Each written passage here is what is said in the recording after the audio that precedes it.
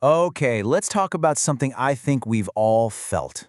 You know that feeling when you are just completely overwhelmed, but the idea of actually asking for help, it just feels impossible.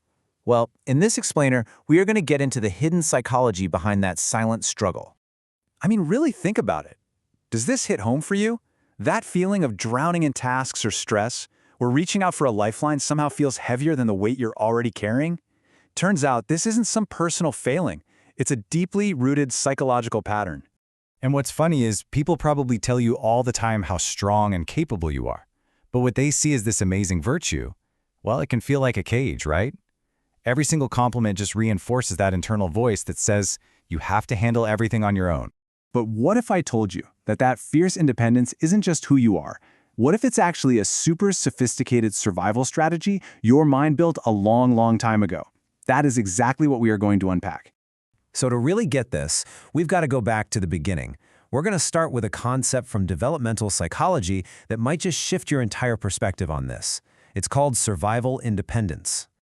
So what is survival independence really? Just imagine it's like a suit of armor that you forged for yourself back in childhood. When the support you needed just wasn't there consistently, your brain learned to depend on the one person who was always there, you. This isn't about being strong just for the sake of it. It's about being strong because you had to be to survive. And this slide really highlights a crucial difference here. On one side, you've got healthy independence.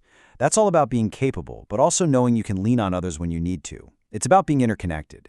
But on the other side, you've got survival independence, or what some people call hyper-independence. And in that world, relying on someone else doesn't feel like connection. It can actually feel like a threat, like a sign of weakness. And this wall, it gets built brick by brick. You learn that asking for help is, well, it's pretty pointless. You learn to soothe your own feelings. You start solving problems way beyond your years. You become the easy child, the one who never has any needs. And in the process, you become incredibly competent, not because you wanted to, but because you had no other choice. All right, so let's dig into the emotional cost of all this self-reliance. And it is a heavy one. It's that persistent, nagging feeling of guilt that just pops up anytime you have a need of your own. This quote, man, it just gets right to the heart of it. A lot of attachment research shows this core belief is wired into so many hyper-independent people. If I'm being taken care of, that must mean someone else is being burdened. It's like this constant subconscious math where your needs always equal a problem for someone else. And the impact of believing that is huge. You find yourself downplaying your own needs, maybe apologizing for even wanting help. You feel almost allergic to being cared for. So when someone does offer support, it doesn't really feel like comfort. It feels like you're breaking some kind of fundamental rule. And that leads us to our third psychological clue. See, it's not just that you don't want to be a burden. It's that a part of you genuinely doesn't believe that help is really going to show up, or that it'll stick around if it does. Your brain is basically a risk management machine, right?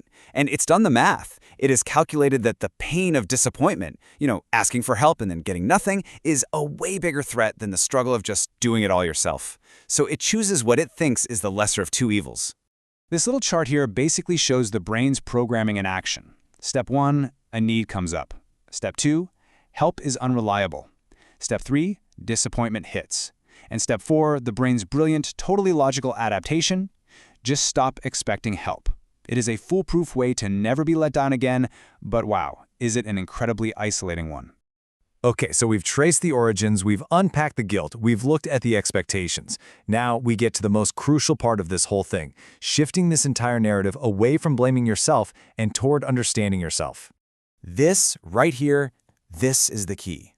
All of these traits, the extreme capability, the discomfort with needing anything, how quickly you say, I'm fine, they are not evidence of a character flaw.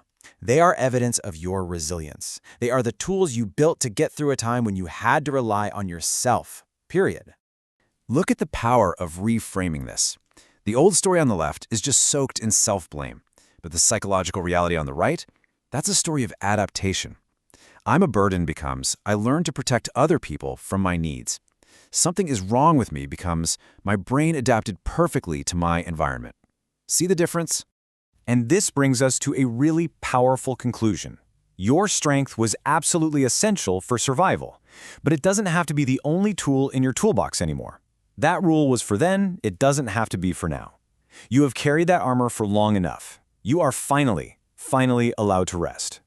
You know, understanding the why is always the first step toward changing the how.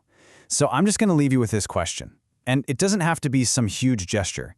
Just think, what is one small, manageable step you can take this week to just practice letting someone in? Thanks for joining me on this one.